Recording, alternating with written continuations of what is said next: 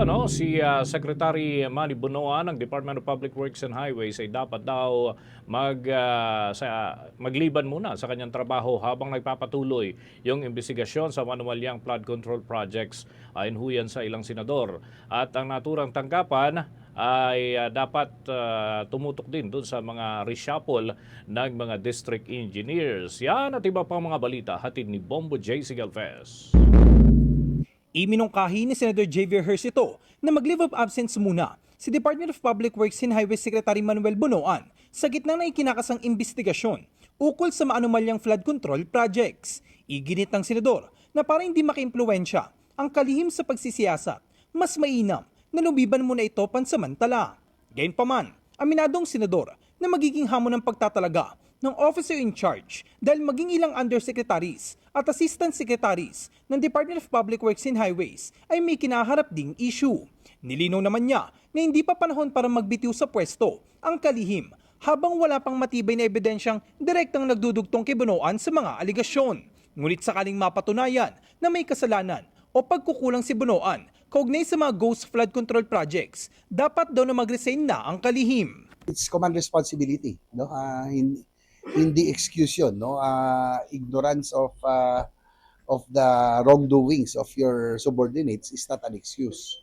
Dapat alam din niya, no? Kaya nga sabi ko, it will be prudent for Secretary Bonoan to take a leave of absence para na rin while the investigation is ongoing, at least hindi siya maka-influence sa department, no? Kaya lang, ang hirap din maghanap ng pwedeng pumalit o OICs in the meantime kasi even the USEC, ASEC, parang lahat sila merong tainted no? Sabi nga nila, bakit lumala itong ganitong problema?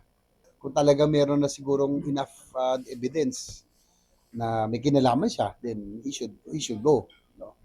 Pero ako naniniwala, talagang mukhang itong dapat imbestigahan itong mga particular districts, mukhang masyado na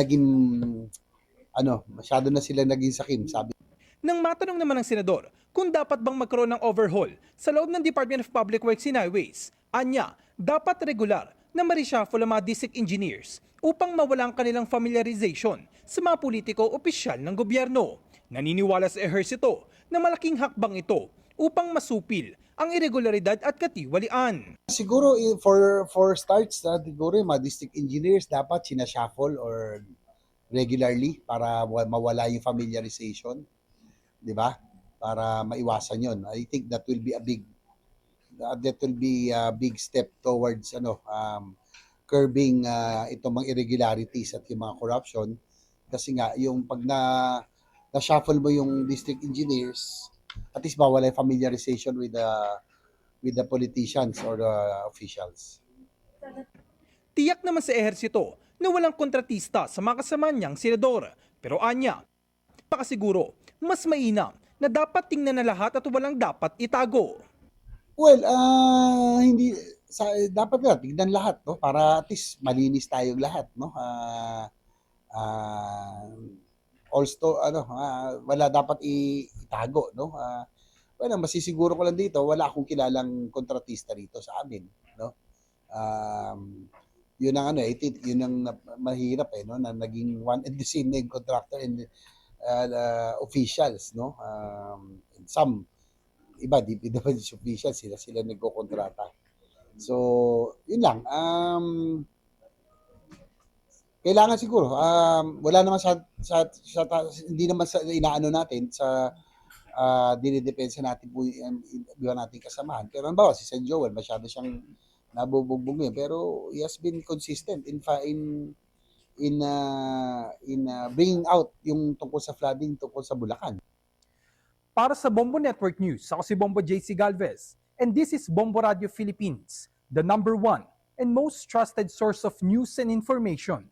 Basta Radio, Bombo! For the most trusted source of news and information, visit our website at www.bomboradio.com. Follow us on Bombo Radio mobile app, Facebook, YouTube, TikTok, and X, formerly Twitter.